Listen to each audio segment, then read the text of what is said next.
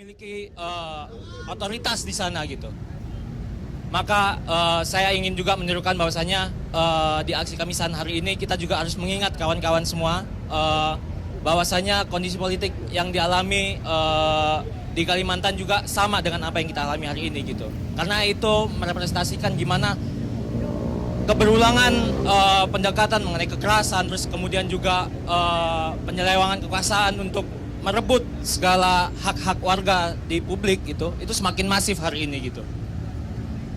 Maka dari itu kita juga bisa lihat gitu bagaimana seorang kepala negara ya kan untuk membujuk anaknya supaya memasuki kursi-kursi politik, kemudian mencoba untuk menguasai wilayah gitu. Sebentar lagi Jakarta juga masuk di daerah khusus Jakarta gitu, bukan lagi ibu kota gitu. Di mana kewenangan habis ini justru presiden lah yang ingin menguasai, yang memiliki wewenang gitu. Bagaimana carut marutnya juga mungkin kita bisa nanti dengarkan dari Pak Yanuar Nugroho untuk bagaimana merefleksikan kondisi-kondisi hari ini. Mungkin untuk beliau kita persilakan. Hidup korban, jangan diam. Terima kasih. Selamat sore, Assalamualaikum warahmatullahi wabarakatuh. Bapak Ibu, rekan-rekan sekalian, saya Yanuar Nugroho. 5 tahun yang lalu, kantor saya di seberang situ.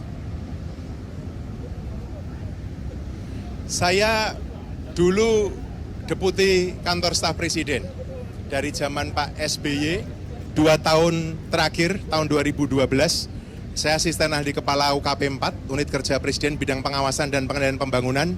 Lalu saya menjadi deputi kantor staf presiden, kantor saya tepat di seberang bangunan ini. Saya dulu deputi kepala staf dari tahun 2000 awal Pak Jokowi sampai berakhir periode pertama dan masih menjabat sampai beberapa bulan pada periode kedua. Sebelum saya memutuskan mengundurkan diri dan kembali ke kampus. Bapak Ibu, yang kita hadapi hari-hari ini adalah kondisi, kalau saya boleh bilang, adalah ambruknya keadaban publik kita. Saya ulangi, yang kita hadapi hari-hari ini adalah kondisi di mana keadaban publik kita ambruk. Di depan mata kita melihat bagaimana hukum diabaikan. Di depan mata kita melihat bagaimana etika tidak dianggap. Aturan, akal sehat, semuanya. Anda tahu itu semua. Anda merasakan, Anda mengalami. Yang membuat kadang-kadang, mungkin saya salah, tapi yang membuat kadang-kadang kita merasa tidak berdaya adalah ketika keadaban itu dipahami sebagai proses menang kalah, mayoritas minoritas. Tidak. Bapak Ibu, dari apa yang ada kita tidak bisa melompat ke apa yang seharusnya ada. Saya ulangi, dari yang ada, what is, kita tidak bisa langsung melompat ke what should be, apa yang seharusnya. Saya ambil contoh. Kalau 90% anak SMA nyontek ketika ujian, what is, apa yang ada. Tidak bisa Anda buat what should be, kalau begitu nyontek diperbolehkan. Siapa yang mau mendebat? Saya ulangi, dari what is, Anda tidak bisa lompat ke what should be.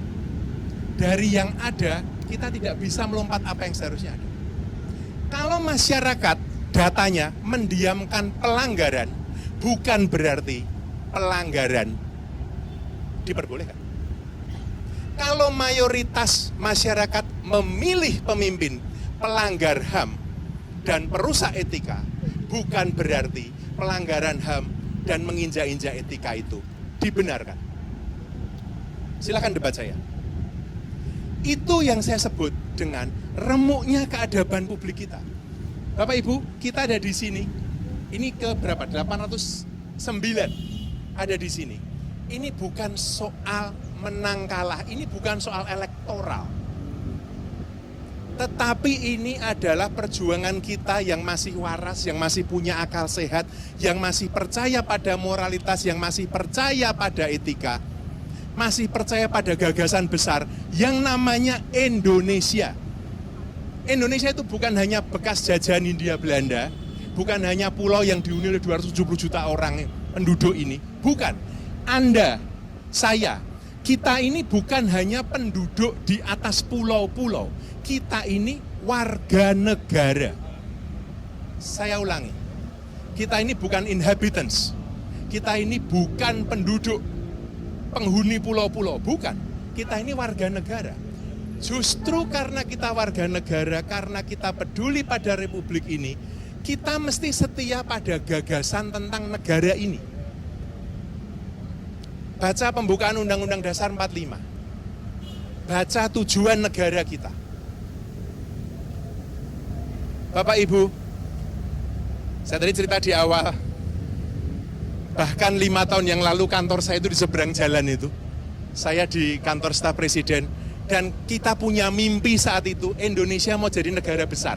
Siapa yang belum pernah mendengar Indonesia 2045? Saya termasuk satu di antara yang ditugaskan untuk merumuskan itu. 2045 cita-citanya Indonesia itu mau jadi negara maju, pendapatan kapita, kekuatan ekonomi nomor 4, nomor 5 dunia. Itu yang dimaui. Saya tanya ke Anda sekalian, kalau cara hidup kita seperti sekarang ini, cara memerintahnya seperti sekarang ini, demokrasinya seperti sekarang ini, Anda percaya tercapai 2045 itu? Omong kosong, nggak bakal. Tidak bakal. Pakai akal sehat Anda. Pakai akal sehat Anda.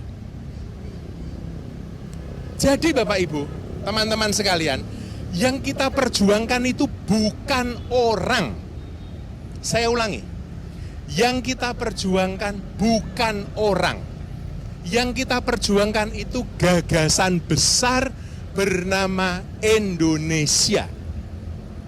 Kalau Anda masih percaya pada demokrasi, Anda masih percaya pada toleransi, Anda masih percaya kepada partisipasi publik, Anda masih percaya pada kebebasan berekspresi, perjuangkan itu. Itu Indonesia kita. Saya tadi cerita pada beberapa teman yang junior waktu tahun 98 akhir ya Mbak Sumarsi ya, waktu itu dengan putranya, saya ikut waktu itu rame dengan Semanggi 1, dikejar-kejar, dilempari gas air mata, kami bersembunyi di rumah sakit Jakarta, dikejar, dilempari gas air mata juga di rumah sakit Jakarta. Kami beberapa aktivis, larinya kemana Anda tahu? Kamar jenazah, masuk kamar jenazah, kunci dari dalam. Itu tempat yang paling aman agar nggak dikejar oleh aparat saat itu. Sampai selesai.